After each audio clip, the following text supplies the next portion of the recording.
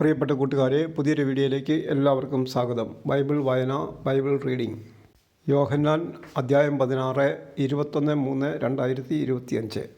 വിശുദ്ധ യോഹന്നാൻ്റെ സുവിശേഷം 16-ാം അധ്യായമാണ് ഇന്ന് വായിക്കുന്നത്.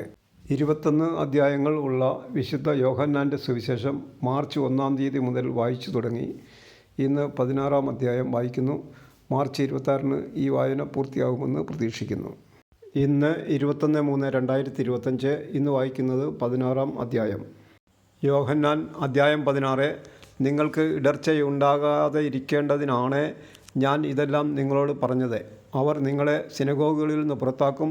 നിങ്ങളെ കൊല്ലുന്ന യവനും താൻ ദൈവത്തിന് ബലിയർപ്പിക്കുന്നു എന്ന് കരുതുന്ന സമയം വരുന്നു. അവർ പിതാവിനെയോ എന്നെയോ അറിഞ്ഞിട്ടില്ലാത്തതുകൊണ്ട് ഇത് ചെയ്യും. അവരുടെ സമയം വരുമ്പോൾ ഇത് ഞാൻ പറഞ്ഞിരുന്നു എന്ന് നിങ്ങൾ ഓർമ്മിക്കാൻ വേണ്ടി ഞാൻ ഇത് നിങ്ങളോട് പറഞ്ഞിരിക്കുന്നു. ഇക്കാര്യങ്ങൾ ആരംഭത്തിലെ നിങ്ങളോട് പറയാതിരുന്നത് ഞാൻ നിങ്ങളോട് കൂടെ ഉണ്ടായിരുന്നത് കൊണ്ടാണ്. പരിശുദ്ധാത്മാവിൻ്റെ പ്രവർത്തനം.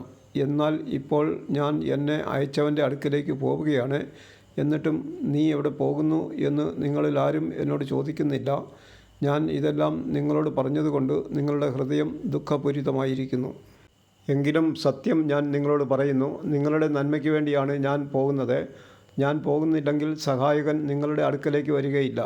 ഞാൻ പോയാൽ അവനെ നിങ്ങളുടെ അടുക്കലേക്ക് ഞാൻ അയക്കും.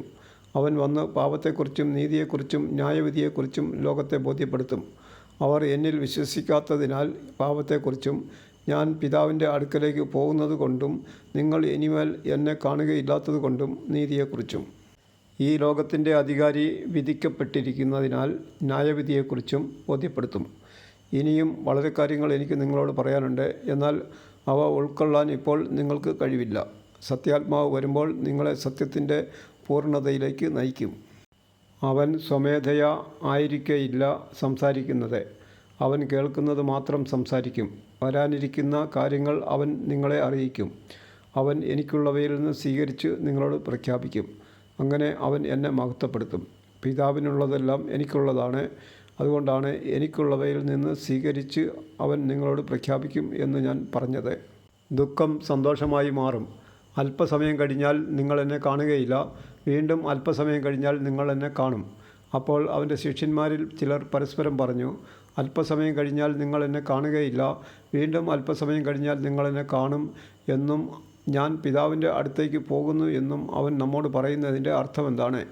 അവർ തുടർന്നു, അല്പസമയം എന്നതുകൊണ്ട് അവൻ എന്താണ് അർത്ഥമാക്കുന്നത്? അവൻ പറയുന്നത് എന്താണെന്ന് നമുക്കറിഞ്ഞുകൂടാ.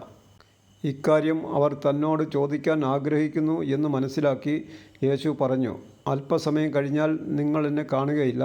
വീണ്ടും അല്പസമയം കഴിഞ്ഞാൽ നിങ്ങൾ എന്നെ കാണും എന്ന് ഞാൻ പറഞ്ഞതിനെപ്പറ്റി നിങ്ങൾ പരസ്പരം ചോദിക്കുന്നുവോ?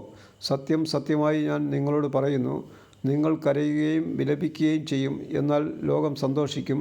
നിങ്ങൾ ദുഃഖിതരാകും, എന്നാൽ നിങ്ങളുടെ ദുഃഖം സന്തോഷമായി മാറും. സ്ത്രീക്ക് പ്രസവവേദന ആരംഭിക്കുമ്പോൾ അവളുടെ സമയം വന്നതുകൊണ്ട് അവൾക്ക് ദുഃഖം ഉണ്ടാകുന്നു. എന്നാൽ ശിശുവിനെ പ്രസവിച്ച് കഴിയുമ്പോൾ ഒരു മനുഷ്യൻ ലോകത്തിൽ ജനിച്ചതുകൊണ്ടുള്ള സന്തോഷം നിമിത്തം ആ വേദന പിന്നീടൊരിക്കലും അവൾ ഓർമ്മിക്കുന്നില്ല. അതുപോലെ ഇപ്പോൾ നിങ്ങളും ദുഃഖിതരാണ്, എന്നാൽ ഞാൻ വീണ്ടും നിങ്ങളെ കാണും. അപ്പോൾ നിങ്ങളുടെ ഹൃദയം സന്തോഷിക്കും. നിങ്ങളുടെ ആ സന്തോഷം ആരും നിങ്ങളിൽ നിന്ന് എടുത്തു കളയുകയുമില്ല. അന്ന് നിങ്ങൾ എന്നോട് ഒന്നും ചോദിക്കുകയില്ല. സത്യം സത്യമായി ഞാൻ നിങ്ങളോട് പറയുന്നു, നിങ്ങൾ എൻ്റെ നാമത്തിൽ പിതാവിനോട് ചോദിക്കുന്നതെന്തും അവിടുന്ന് നിങ്ങൾക്ക് നൽകും. ഇതുവരെ നിങ്ങൾ എൻ്റെ നാമത്തിൽ ഒന്നു തന്നെ ചോദിച്ചിട്ടില്ല. ചോദിക്കുവിൻ, നിങ്ങൾക്ക് ലഭിക്കും. അതുമൂലം നിങ്ങളുടെ സന്തോഷം പൂർണ്ണമാവുകയും ചെയ്യും. ഞാൻ ലോകത്തെ ജയിച്ചിരിക്കുന്നു.